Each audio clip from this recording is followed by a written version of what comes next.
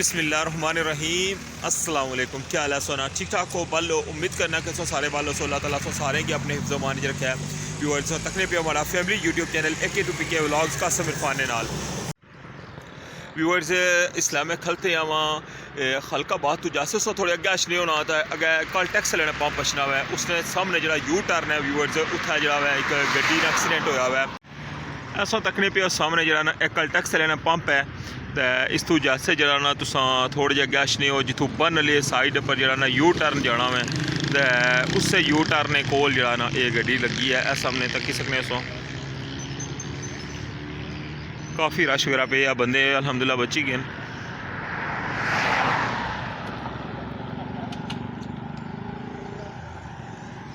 अच्छा उसों की गड्डी जरा कोलू दसने हैं।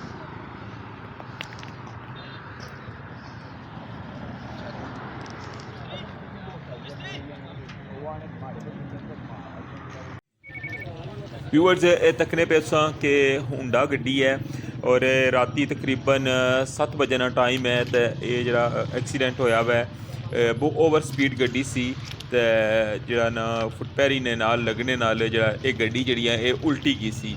तो लेकिन ये सी कि जरा इसके अंदर एयर बैग लगे सन, वो एयर बैग जोड़े सन वो दोए कम करी गए, दोए एयर बैग खुली गए। तो इसने विच जोड़े ना दो भाई सन जोड़े सब चक ना उन्होंने तलक सी। व्यूअर्स अल्हम्दुलिल्लाह दोए भाई जोड़े ने महफूज रेन, उन्होंने माशाल्लाह किसी किस्म ना कोई नुकसान नहीं होया। लेकिन ये तक सकने तुसा कि गड्डी जड़ी है ना उसना काफ़ी नुकसान है, क्योंकि गड्डी जड़ी सी ना उल्टी की सी।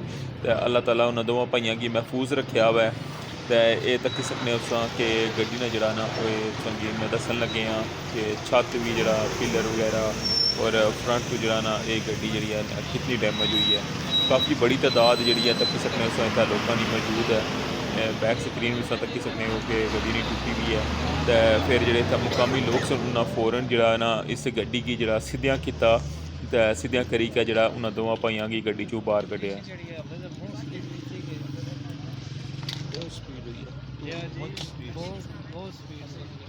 दोए भाई जड़े न वो अल्हम्दुलिल्लाह बिल्कुल सेफ न।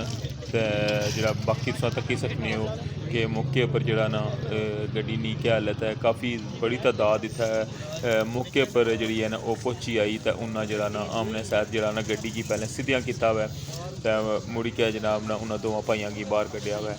ये तक्की सकने तुस।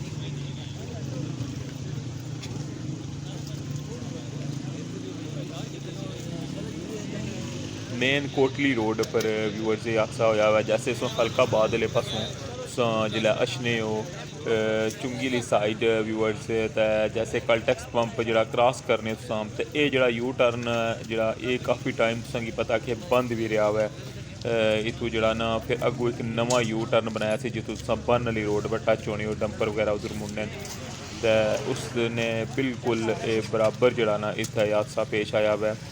और दोए भाई जड़े ने माशाल्लाह महफूज रेन। तो गड्डी जड़ी है ना उस तक ही सकने हो कि उसकी क्या हालत हुई है। अल्लाह ताला जितने भी रोड पर चलने लेन उन्हें सारे की महफूज रखा है, अपने हिफ्ज़-ओ-मान च रखा है।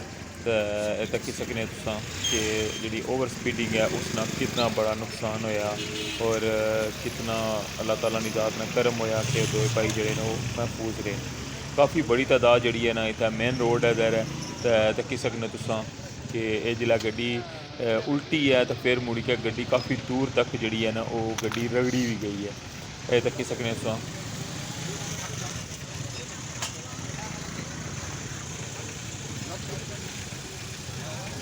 तो व्यूअर्स ये अपडेट तुसा नाल अज जड़ा ना मैं शेयर करना पाया वां।